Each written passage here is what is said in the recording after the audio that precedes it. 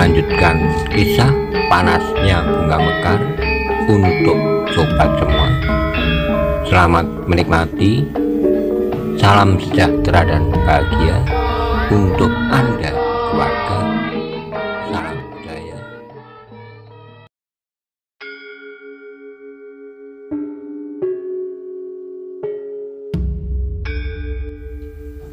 Pada episode sebelumnya dikisahkan, Ki Selobodro memanggil dua orang muridnya, Makerti dan Gemakwerdi, untuk dimintai pendapatnya tentang sikap Ken Padmi dan Maisa Bungalan.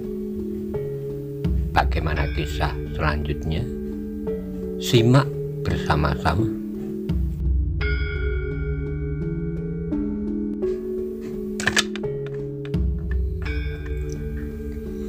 Ki Selobodro menarik napas dalam-dalam, katanya, "Sudahlah, kita memang dapat menilai sesuai dengan tanggapan kita masing-masing.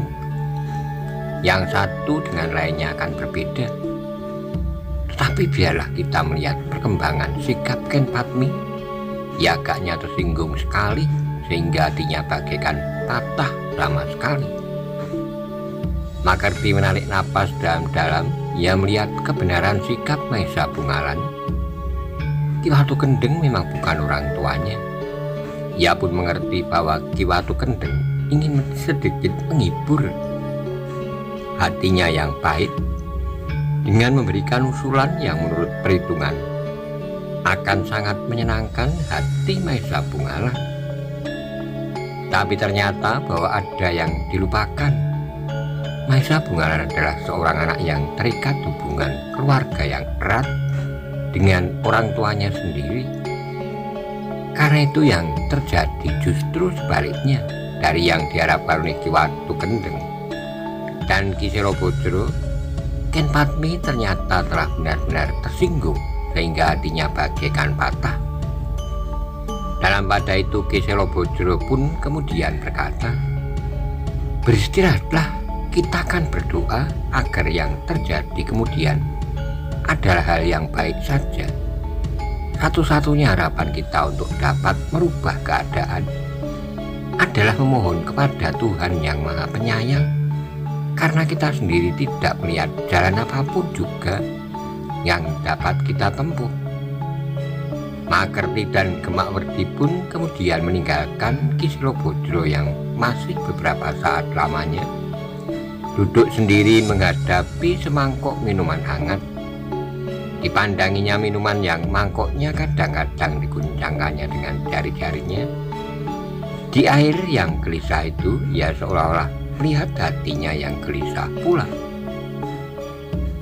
Dalam pada itu Gemakwerdi yang pergi ke gandok bersama Makerti bergumam, seolah-olah kepada dirinya sendiri, "Aku memang sudah mengira."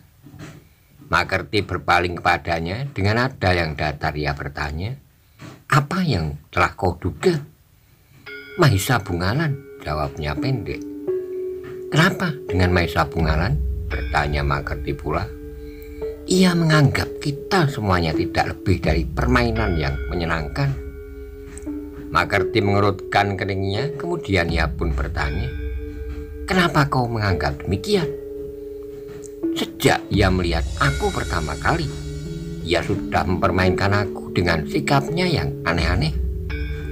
Ia membiarkan aku tersudut, kemudian ia membantu dengan membebaskan aku dari kesulitan.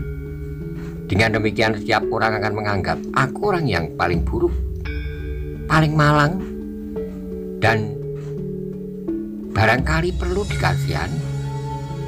Ialah yang datang dengan kejutan yang mendebarkan jantung. Seorang yang nampaknya sangat lemah, miskin, dan hampir kelaparan, tiba-tiba telah menjadi seorang ksatria yang menyelamatkan aku dengan belas kasihan." Makerti menarik napas dalam-dalam, katanya, "Kau memang seorang perasa, Gemakwerdi. Tapi aku kira sama sekali bukan maksudnya. Ia memang perantau, ia ingin mengetahui kehidupan ini apa adanya, tanpa menimbulkan persoalan-persoalan baru dan goncangan yang tidak diinginkannya. Tapi ia tidak dapat berdiam diri melihat peristiwa yang terjadi atasmu saat itu. Gemakwerdi memandang Makerti sekilas, namun ia pun kemudian memalingkan wajahnya, meskipun ia tidak lagi mengatakan sesuatu tentang Maesa Bungalan. Namun Makerti dapat membawa gejolak perasaan anak muda itu. Ia pun pernah tersinggung karena sikap Maesa Bungalan. Lebih dari itu, Makerti pun mengerti bahwa sebenarnya Gemakwerdi pun selalu memperhatikan Ken Padmi sejak ia masih berada di padepokan itu. Tapi Makerti tidak menyebutnya. Ia mencoba menahan diri karena ia adalah orang yang lebih tua dari Gemakwerdi, sehingga ia pun harus dapat menjaga perasaan anak muda itu. Meskipun demikian, Makerti menjadi cemas juga melihat pertumbuhan perasaan Gemakwerdi. Jika perasaan itu kemudian berkembang tanpa kendali, maka hal itu akan dapat menyulitkan dirinya sendiri. Apalagi apabila pada suatu saat keresahan hati Ken Padmi menjadi reda dan ia dapat menerima kehadiran Maesa Bungalan kembali di hatinya, maka Gemakwerdi akan mendapatkan goncangan yang sulit untuk diobatinya. Ia akan dapat terseret oleh arus perasaannya seperti gagak berenang, meskipun dalam bentuk yang berbeda. Mudah-mudahan kecemasanku tidak beralasan, berkata Makerti pada diri sendiri. Sementara itu, sesaat setelah Ki Watu Kendeng sampai di padepokannya, dan setelah ia beristirahat sejenak, maka ia pun memanggil Maesa Bungalan untuk memperbincangkan keadaannya. Rasa-rasanya ia tidak lagi dapat menahan persoalan itu di dalam dadanya yang menjadi pepat.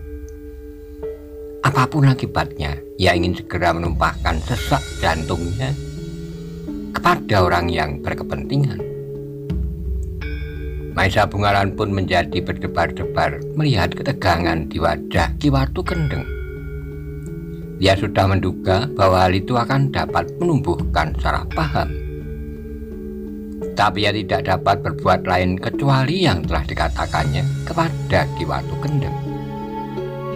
Jika benar ia menuruti permintaan Ki Watu Kendeng datang melamar Ken Padmi tanpa setahu ayahnya Mahendra, maka akibatnya akan dapat kurang baik baginya.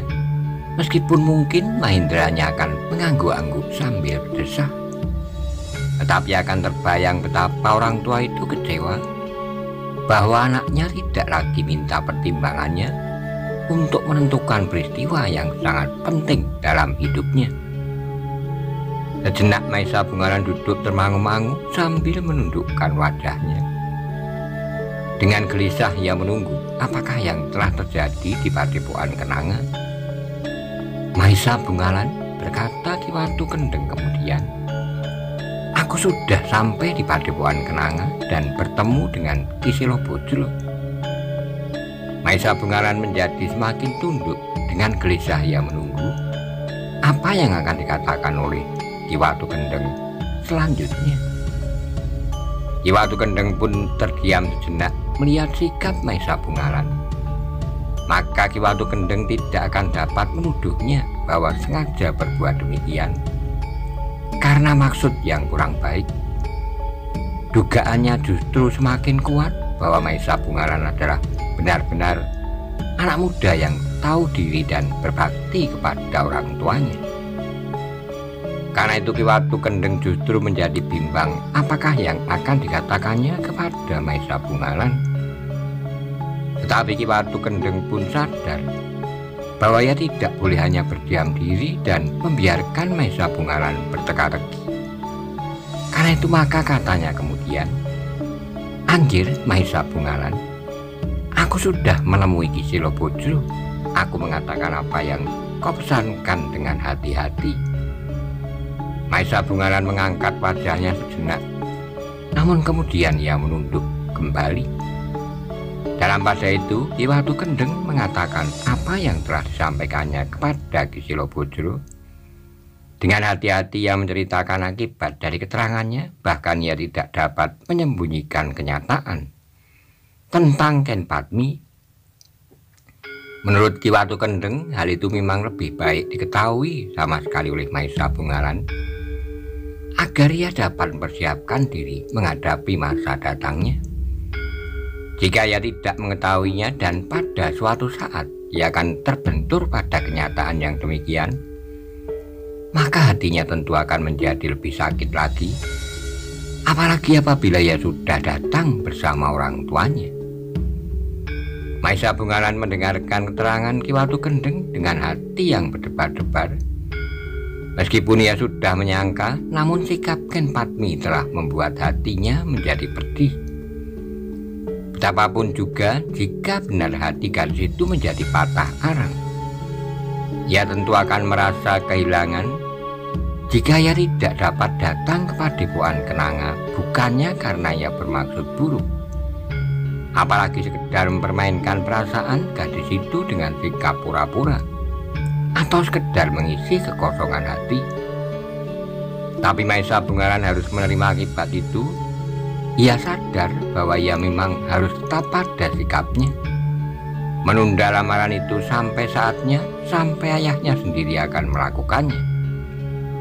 Maesa Bungaran, berkata Ki Watu Kendeng, "Aku sudah mencoba mengatakan dengan baik dan sesuai dengan tanggapanku atas sikapmu. Tetapi gadis yang kecewa itu agaknya telah salah paham. Namun aku berdoa mudah-mudahan hatinya akan menjadi luluh dan menerima hal ini justru dari sisi yang baik." Maesa Bungaran menaik napas dalam-dalam, katanya, "Mudah-mudahan Ki Watu Kendeng salah paham memang sudah terjadi dalam hal seperti ini.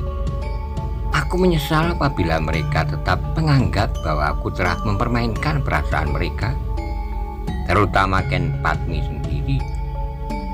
"Aku mengerti," sahut Ki Watu Kendeng. "Namun pada saatnya aku akan menjelaskan apabila mereka masih bersedia mendengarkan.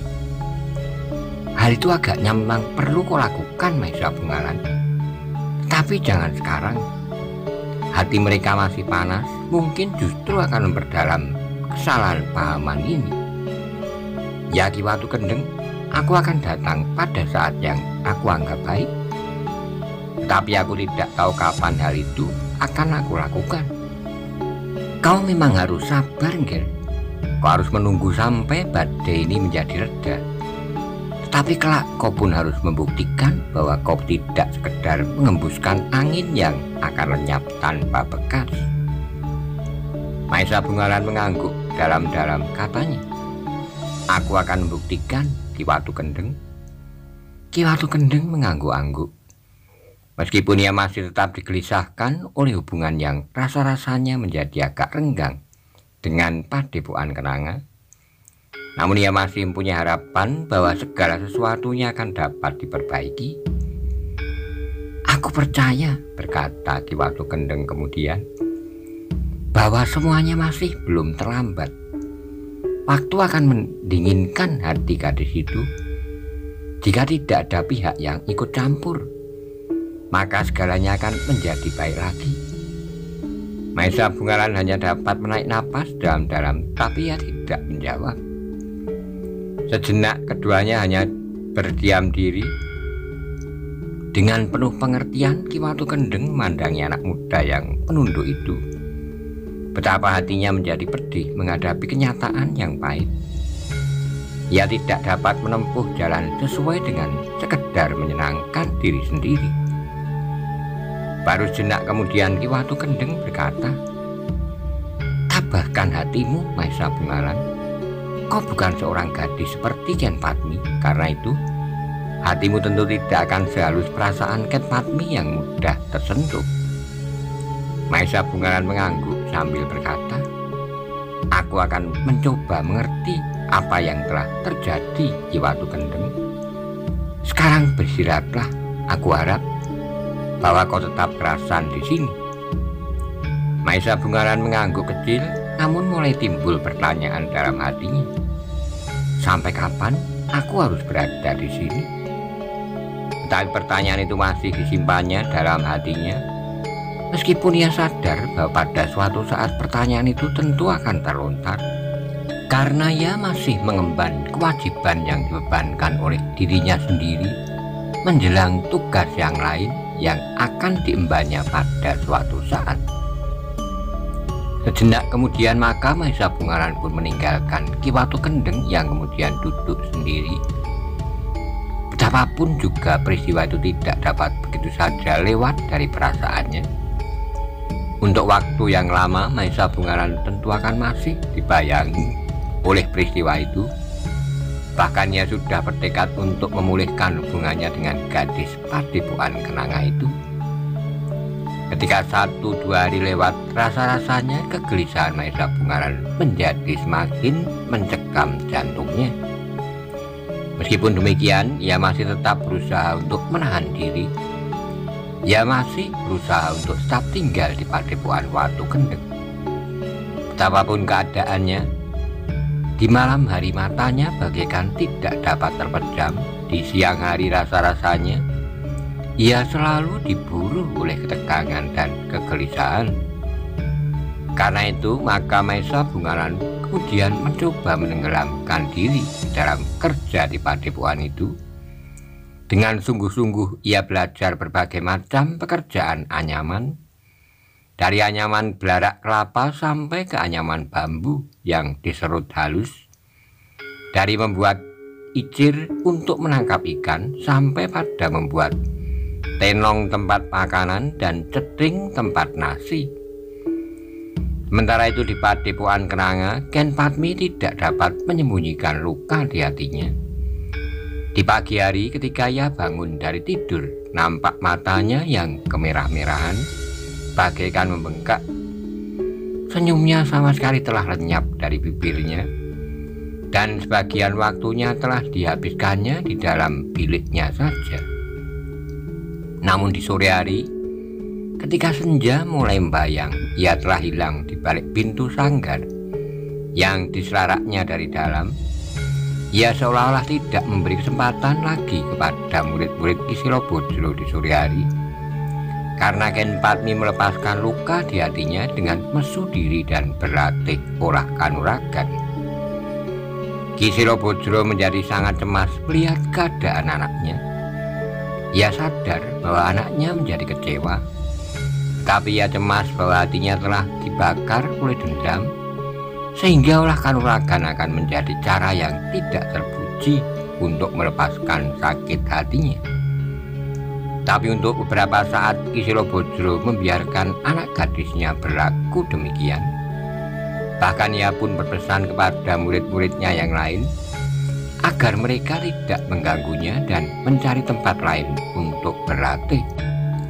Sementara itu Gemak Werdi dan Makerti yang masih berada di padepokan menjadi cemas pula. Makerti mula-mula telah menyatakan keinginannya kepada Gemak Werdi untuk kembali, tetapi agaknya Gemak Werdi masih belum sampai hati meninggalkan gurunya dalam keadaan yang demikian. Kegelisahan itu dapat membuatnya kehilangan akal, berkata Gemak Werdi kepada Makerti. Makerti menarik napas dalam-dalam, namun kemudian katanya, "Aku kira Ki Silobodro cukup dewasa. Tetapi jika kau menganggap bahwa sebaliknya kita menemaninya untuk beberapa hari lagi, aku pun tidak berkeberatan. Kita akan melihat perkembangan keadaan 1 atau 2 hari saja lagi," sahut Gemak Werdi. Dalam pada itu agaknya Gemak Werdi telah mempunyai rencana sendiri. Selagi Ken Padmi terlempar dari angan-angan dan harapan yang melambung tinggi dan jatuh terbanting ke dalam jurang yang dalam, maka ia pun berusaha hadir dalam kehidupan batin gadis itu. Ada saja yang dilakukannya untuk menarik perhatian Ken Padmi yang sedang murung. Kadang-kadang seolah-olah di luar kehendaknya, Gemak Werdi berpapasan di muka longkangan dengan Ken Padmi yang akan pergi ke Pekiwan. Kadang-kadang mereka bertemu di tempat lain pada saat yang berbeda. Adalah seakan-akan tidak sengaja ketika Ken Padmi pergi ke sanggar. Tiba-tiba saja ia terkejut ketika ia akan menyelarak pintu dari dalam, ternyata Gemak Werdi sudah berada di dalam sanggar. "Apa kerjamu di situ?" bertanya Ken Padmi dengan suara datar. "Aku mencoba mendalami ilmuku selama ini. Aku tidak pernah mendalami ilmuku. Aku hanya mempergunakannya saja sesuai dengan apa adanya. Aku akan mempergunakan sanggar ini sendiri." Gemak Werdi menarik napas dalam-dalam sambil mengangguk. Ia berkata, "Silahkan, aku mempergunakannya sebelum kau pergunakan." "Terima kasih," berkata Ken Padmi singkat. "Tetapi," kata Gemak Werdi penuh keraguan-raguan, "menurut pendapatku, berlatih sendiri dan berpasangan akan jauh berbeda. Hasilnya lebih mantap jika tidak berlatih seorang diri. Biasanya aku berlatih dengan Paman Makerti, tetapi saat ini Paman Makerti sedang letih, karena itu aku berlatih seorang diri." Ken Padmi tidak tertarik sama sekali kepada keterangan itu. Jawabnya, "Aku lebih senang berlatih sendiri." Gemak Werdi menarik napas dalam-dalam, katanya, "Baiklah, aku akan pergi." Gemak Werdi pun meninggalkan sanggar itu dan membiarkan Ken Padmi berlatih sendiri. Tapi Gemak Werdi tidak pernah mundur. Ada saja usahanya untuk dapat bertemu dan berbicara 1-2 patah kata. Sikapnya yang lembut dan kata-katanya yang ramah lambat laun terasa menyentuh perasaan Ken Padmi yang sedang pedih. Di luar sadarnya, maka Ken Padmi pun mulai berbincang 1-2 kata dengan Gemak Werdi mengenai ilmu Padepokan Kenanga, seolah-olah mereka tidak sesuai pendirian. Namun Gemak Werdi sudah mengalah dan seakan-akan ia menyadari kesalahannya. Bahkan ia seakan-akan selalu mengakui dan minta maaf akan kesalahannya. Makerti yang melihat sikap Gemak Werdi itu menjadi berdebar-debar. Ia mengerti bahwa perasaan itu memang sudah tersimpan di hati Gemak Werdi sejak mereka belum mengenal anak muda yang bernama Maesa Bungaran. Namun Gemak Werdi merasa dirinya masih belum saatnya untuk berbuat sesuatu. Kehadiran Maesa Bungaran telah agak menjauhkannya dari angan-angan itu.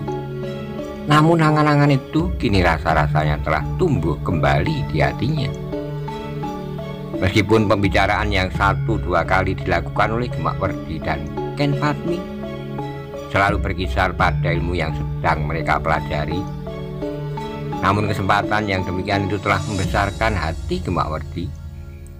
Bahkan pada suatu saat Ken Padmi tidak menolak ketika Gemak Werdi bersedia untuk membantunya berlatih kanuragan di dalam sanggar.